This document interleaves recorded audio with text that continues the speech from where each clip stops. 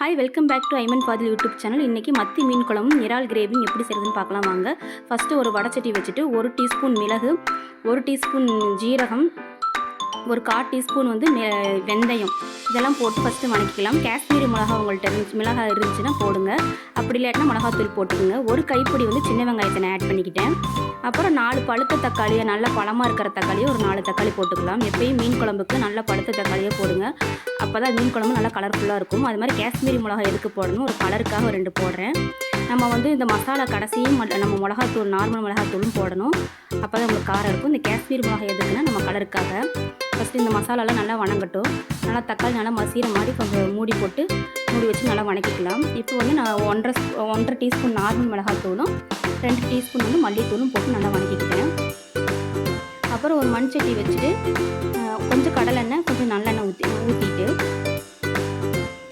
இதுக்கு நான் தனியாக 4 பல்லு சின்ன வெங்காயம், 4 பூண்டு, ஒரு 2 பச்சை மிளகா போட்டு வணக்கிறதுக்காகவும் நான் போட்டுக்கிறேன். அப்புறம் கொஞ்சோண்டு வெந்தயம், சோம்பு கொஞ்சம் போட்டு ஃபஸ்ட்டு எண்ணெயில் போட்டுக்கணும். அப்புறம் நம்ம இப்போ வணக்க வேண்டிய பொருளோட நம்ம கொஞ்சம் ஆட் பண்ணிக்கலாம். இப்போ நம்ம வணக்கி ஃபஸ்ட்டே வச்சோம் பார்த்தீங்களா, அதை நம்ம மிக்சியில் அரைச்சிட்டு அதையும் இப்போ இந்த எண்ணெயிலே போட்டு நல்லா வணக்கிக்கலாம். இந்த எண்ணெயில் நம்ம மசாலா நல்லா வணக்கணும். நல்லா பச்சை வாசம் இல்லாமல் வணக்கினா மட்டும்தான் அந்த குழம்பு டேஸ்ட்டாக இருக்கும். எந்த ஒரு குழம்புமே நம்ம பச்சை வாசம் போகிற அளவுக்கு நல்லா கொதிக்கணும், இல்லாட்டி எண்ணெயில் கொஞ்சம் நல்லா வதக்கி விட்டிங்கன்னா நல்லா டேஸ்ட்டாக இருக்கும். இப்போ பாருங்கள், நம்ம காஷ்மீரி மிளகா போட்டங்காட்டி குழம்பு பார்த்தீங்கன்னா எவ்வளோ கலராக இருக்குன்னு, அதுக்காக தான் நம்ம காஷ்மீரி மிளகா போடுறோம்.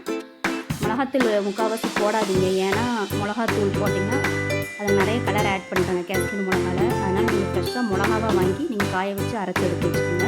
இல்லாட்டி நம்ம இப்படியும் போட்டுக்கலாம், நம்ம ஏதாவது குழம்பு வணக்கும் போதெல்லாம் ஆட் பண்ணிக்கலாம்.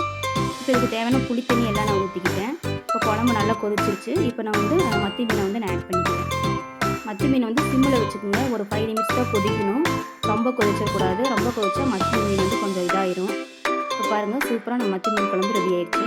நெக்ஸ்ட்டு நம்ம இறால் கிரேவி எப்படி பண்ணுறதுன்னு பார்க்கலாம் வாங்க. ஒரு வடைச்சட்டி வச்சுட்டு ஒரு கல்லெண்ணெய் கொஞ்சம் ஊற்றிக்கிட்டேன். இதில் நான் ஃபஸ்ட்டு இறால் மிளகாத்தூளும் மஞ்சத்தூளும் உப்பு கொஞ்சம் போட்டு நான் ஊற வச்சுட்டேன்.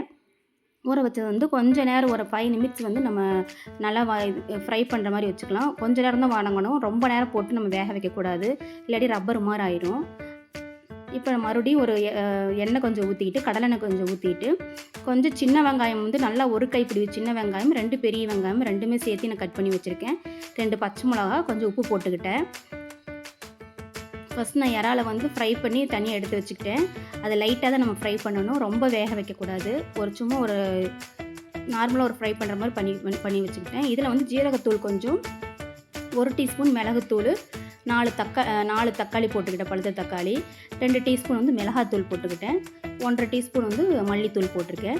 இதுலேயும் கொஞ்சம் காஷ்மீரி மிளகாத்தூள் போட்டுக்கலாம், ஏன்னா இது கொஞ்சம் கலர்ஃபுல்லாக இருக்கும் நம்ம பார்க்குறதுக்கு. இறால் கறி பார்க்கவும் நல்லா கொஞ்சம் இதாக கலர்ஃபுல்லாக இருக்கும், அதுக்காக நான் போட்டுக்கிட்டேன். இப்போ இந்த மசாலா நல்லா வணங்கின பிறகு நம்ம இறாலை ஃப்ரை பண்ணி வச்சுருக்கோம் ஆல்ரெடி, அதையும் எடுத்து நம்ம கொட்டிக்கலாம். இப்போ பாருங்கள், நல்லா தொக்கு மாதிரி நமக்கு ரெடி ஆயிடுச்சு. லாஸ்ட்டாக கொஞ்சம் தேங்காய் எண்ணெய் 2 ஸ்பூன் ஊற்றிக்கலாம். தேங்காய் எண்ணெய் கொஞ்சம் நல்லா வாசமாக இருக்கும். அப்புறம் கருவேப்பிலை கொஞ்சம் ஃபைனலாக தான் போடணும். இந்த கருவேப்பிலை வாசமே நம்மளுக்கு நல்லாயிருக்கும் வாசம். இப்போ பாருங்கள், நம்ம மீன் குழம்பு, இறால் கிரேவி, மீன் ஃப்ரை எல்லாமே ரெடி ஆயிடுச்சு. உங்களுக்கு பிடிச்சா லைக் பண்ணுங்கள், கமெண்ட் பண்ணுங்கள், ஷேர் பண்ணுங்கள், சப்ஸ்கிரைப் பண்ணுங்கள். Thank you so much.